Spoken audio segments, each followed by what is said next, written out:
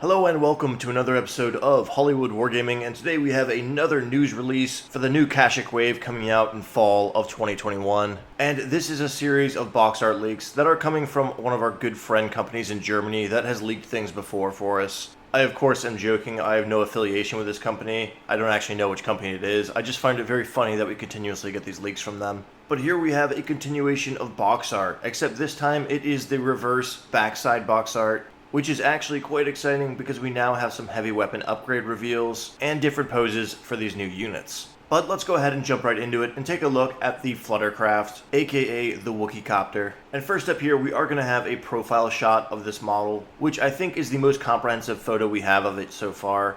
And right away, it's a lot taller and stubbier looking than the initial photo release. And honestly, I think it looks a little bit sillier than I initially thought, but the detail is definitely impressive. And down below, you can see that we have 3 different Wookiees here. And while the text around them is in German, I'll do my best to translate. I know a little bit of German, and most German nouns are actually pretty easy in comparison to English. And then there's always Google. But first up, we are going to have that Wookiee pilot down there. I don't think the Wookiee pilot's going to do anything special. I think they're just kind of showing it off. But after that, we see the Naspin Bordschütze, which I believe means deck gunner. And this guy is pretty obviously a Wookiee with a large emplacement crossbow. And this is going to be a rear-facing weapon, though I have suspicions that it is also going to cover the side arcs. And honestly, I'm a little bit worried for this vehicle if this is its main armament. As we know from the T-47 Airspeeder, rear-facing armaments aren't the most usable weapons. But hey, maybe that will be different on a vehicle where all of its weapons are rear-facing, and you don't need to be worried about splitting fire in 2 different directions. But I am a little bit concerned about this weapon, though I think it might be incredibly powerful and perhaps have something like Pierce built into it. But we'll just have to wait and see. After that, we are going to have the Naspin Bombardier, which is obviously a bombardier, guy who drops bombs.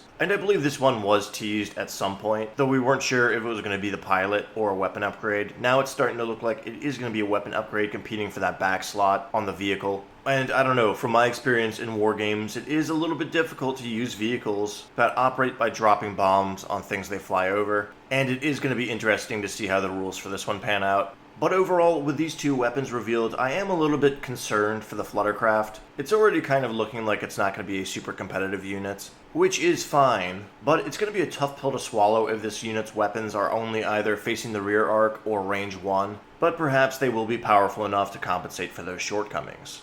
And next up, we are going to move along and take a look at the back of the Super Tactical Droid unit expansion box. And here we're just getting more poses. There's no alternate weapons for this guy. But it's looking like we are getting 3 unique poses here, which is pretty cool. I like most of them, especially the 2 with the blasters, though the one that has his hands behind his back, yes, it's behind his back, not on his hips, my mistake, is just a little bit too placid for a commander unit in my opinion. So some extra poses here, very nice, not really much else to talk about, so we're going to move along and take a look at that Dwarf Spider Droid. And this one did come as a surprise to me, as we are getting 3 weapon options on this unit, much like the ATRT or the Bark Speeder. The first of which is going to be the standard cannon, which at the moment doesn't have a name, and I'm assuming this is going to be like the ATRT's standard laser cannon. Again, something with impacts, and perhaps a respectable pool of red and black dice. And maybe, just maybe, even a keyword like blast, though I think that might be reserved for the next weapon upgrade, which is going to be the Ion Blaster Waffen option obviously meaning weapon option, and Ion Blaster meaning, well, you guessed it, a giant Ion Blaster. And right away, I gotta say, this weapon looks really cool. I like that little support bar that kind of comes off of it and reconnects towards the barrel. And if you're going for an alternate paint scheme on these guys, I think putting this weapon on them might be a cool way to make them stand out from your standard looking Dwarf Spider Droid. Though, when it comes to the rules of Star Wars Legion, as we all know, Ion isn't really the best option. It's a pretty niche weapon profile that does work out pretty well when you need it in certain scenarios. Though, for the most part, it tends to be a little bit overcosted when you actually look at the type of dice Ion weapons are throwing. But hey, this has been the first Ion weapon released in a long time, so perhaps it will be skewed in a way that makes it a little bit more desirable as a weapon. And honestly, I could see this weapon having blast more so than the main cannon, which would give it a lot more general purpose appeal.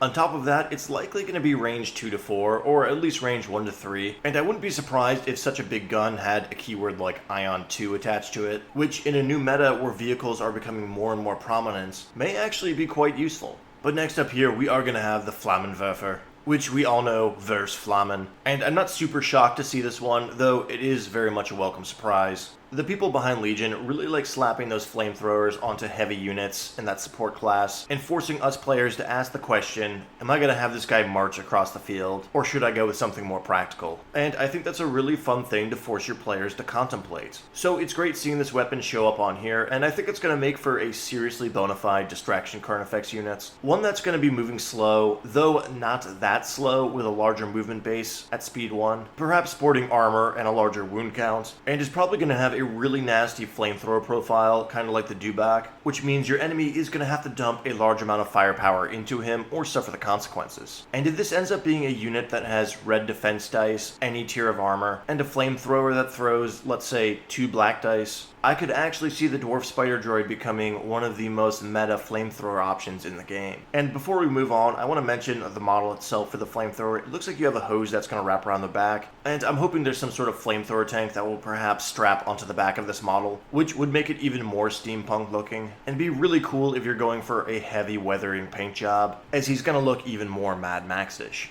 But with the DSD wrapped up, we are moving along to our final unit reveal here. Again, probably one of the more anticipated ones from this wave, and that is going to be the IG-100 Magnaguard Droids. And right off the bat, we're going to see that I was wrong when I was repeating those rumors that I heard, that this box set only had 4 models in it. We very clearly see 6 Magnaguard on the back of the box. And hey, you know what's a great thing about being cynical? When you're wrong, it means things are good. So I am very okay with being wrong in this scenario, and I think we can all let out a sigh of relief that this is a standard unit size. Though it looks like you can only build these guys with a cloak option, which I know some people are a little bit disappointed by, but me personally, I'd rather have them with the cloak than without, so I'm okay with it. I'm sure the developers tried to figure out a way to do both, but just couldn't feasibly fit it in the box sets. And hey, these cloaks are going to open up a lot of different variety when people are painting this. I'm very excited to see some custom Magnaguards. Painting that contrast between a robotic machine and something like a weathered cloak is always super fun, and I think everyone's going to have a blast painting these guys.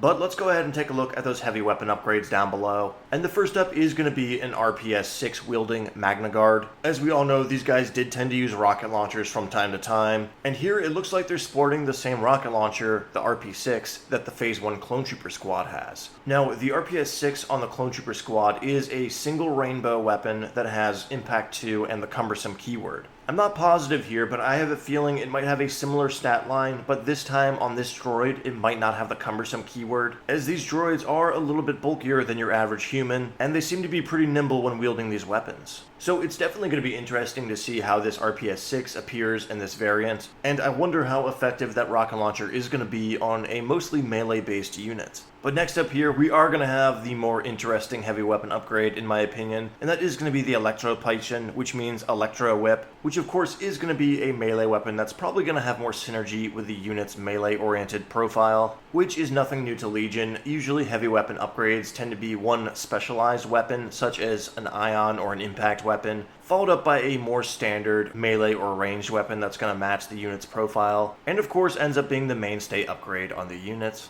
And I think the Electro Whip here is going to be no exception to that. And if I had to guess its stats, I would say something like 2 red dice and Immobilize 1. Though I could see a keyword like Critical 1, Pierce, or Lethal showing up here also. Obviously we're going to have to wait to find out, but I am very excited to see these upgrades here. And it will be interesting to see the squad size and upgrades for the Magnaguard. I'm assuming it's going to be a squad of 4, and 2 of those extra Magnaguard will be able to be built as heavy weapon or standard Magnaguards, which means if you get 2 boxes of Magnaguards and build them all standard, you will effectively be able to run 3 squads of Magnaguards, just without any heavy weapon upgrades. That is of course all conjecture. We don't know the squad size yet, or how this unit's going to work, so again, we're still left with a lot to look forward to. But thank you for tuning in for another Legion news update. If you guys enjoyed the video, go ahead, leave a like, consider subscribing to the channel, and turning on notifications, as I do plan on doing more videos like this. But as always, until next time guys, take care.